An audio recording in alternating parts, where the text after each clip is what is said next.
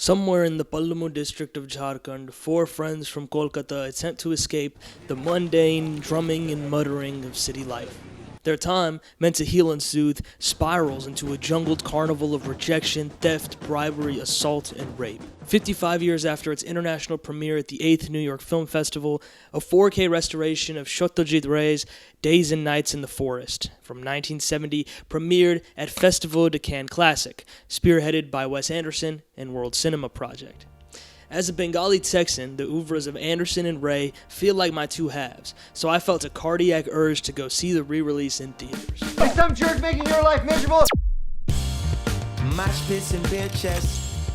The moment I stepped out of the Lamle Royal in Santa Monica, I couldn't shake the blatant and abrasive ideology, unlike any of the films Ray had made before. Based on a novel by Sunil Gangopadhyay, the central literary figure in the Bengali zeitgeist after Rabindranath Tagore himself, Days and Nights in the Forest brashly depicts the urbane Kolkata petite bourgeois regurgitating basic socialist ideals while ignoring the Adivasi woman dying beneath their guest house. While Ray disgruntled Naxalites by refusing to nominally declare an ideology at any point throughout his career, his highly political period in the 70s was inaugurated by Days and Nights in the Forest, as Suranjan Ganguly explains in No Moksha, Film Criticism 1994. Despite the notable disjuncture, Ray's career-long partners, director of photography Shomendu Roy, art director Bansi Chandragupta, and editor Dulal Datta were involved in the film, cohering it with his previous eras.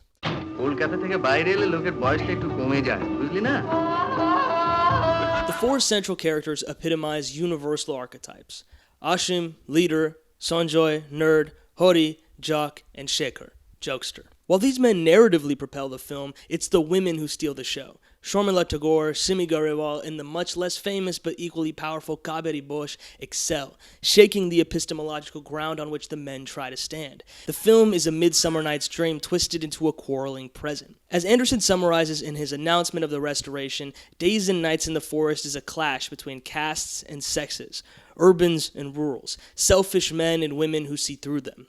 But where these opposites clash is just as important as the battle itself. Day and night collide. But why in the forest?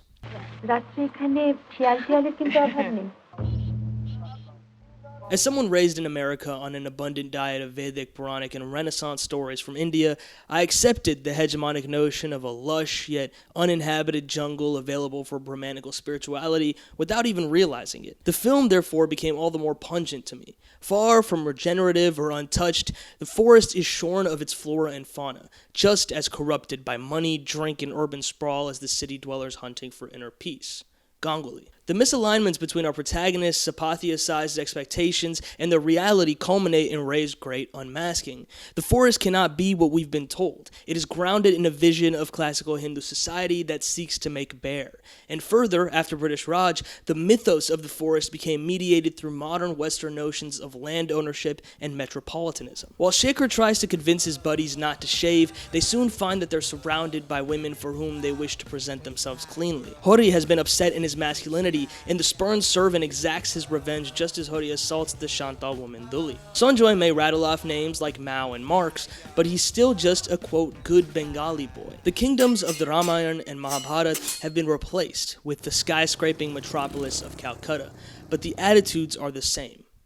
The British left the nation in 1947, but Days and Nights in the Forest shows they never left the city.